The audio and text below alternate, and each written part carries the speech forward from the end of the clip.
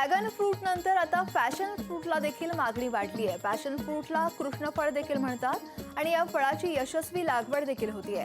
पुणे जिल्ह्यातील इंदापूर तालुक्यात असलेला कचरवाडीचे रहिवासी पांडुरंग बराळ या शेतकऱ्याची ही यशोगाथा पाहूयात।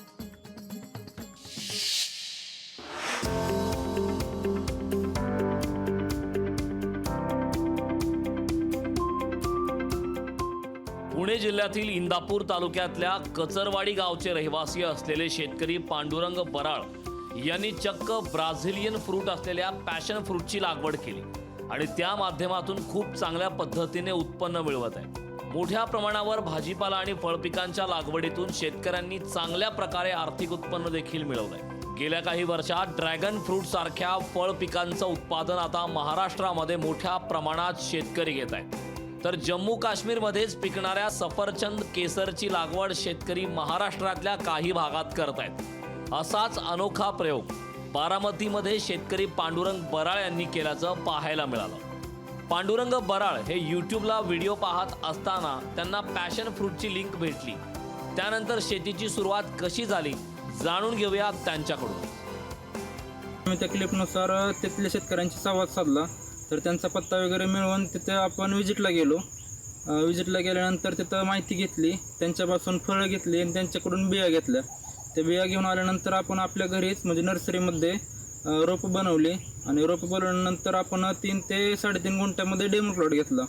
तर डेमो प्लॉट ह्यासाठी घेतला की आपल्या भागात ते पीक व्यवस्थित येतं आहे की नाही हे बघण्यासाठी घेतला आणि ते आपल्या भागात व्यवस्थित पीक आलं आणि मार्केटिंगसुद्धा व्यवस्थित जमायला लागलं।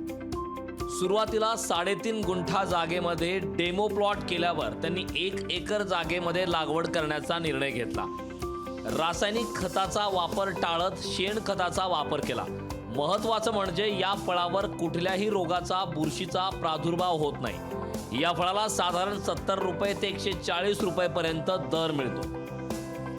या फळांवरती जर आपण रोगराईचा प्रादुर्भाव बघितला तर ह्याच्यावरती असा कोणता बुरशीचा अटॅक होत नाही किंवा जास्त किडींचा पण प्रादुर्भाव होत नाही।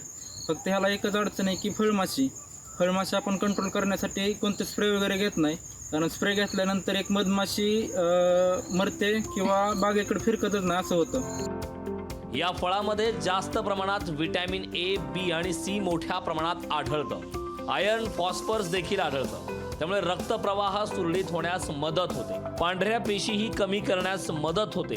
असे अनेक फायदे या पॅशन फळाचे आहेत। तर ह्या पॅशन फ्रूटमध्ये जास्त प्रमाणात व्हिटॅमिन ए, व्हिटॅमिन बी आणि व्हिटॅमिन सी हे आढळतं आणि त्यासोबतच आयर्न, फॉस्फरस ह्या घटकसुद्धा आढळतात। पांढऱ्या पेशी जाग्या होण्याचं काम करते आणि रक्तप्रवाह सुरळीत करण्याचं काम करते।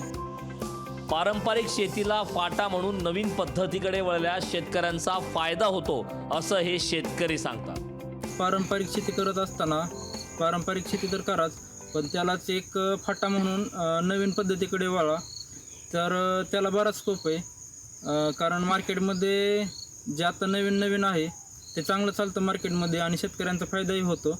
शेतकरी एक नवीन पीक करत असताना लगेच धाडच करत नाहीत, तर तिथंच त्यांचा तोटा होतो। जर सुरुवातीला तुम्ही मार्केटचा व्यवस्थित अभ्यास करून नवीन पीक निवडलं तर याच्यात बराच फायदा होऊ शकतो। त्यामुळे खऱ्या अर्थाने आधुनिक शेती कशी करावी याचं उत्तम उदाहरण शेतकरी पांडुरंग बराळ आहेत। तंत्रज्ञानाची जोड देत भाजीपाला आणि फळ पिकांच्या लागवडीतून शेतकरी पांडुरंग बराळ यांनी चांगल्या प्रकारे आर्थिक उत्पन्न देखील मिळवलंय।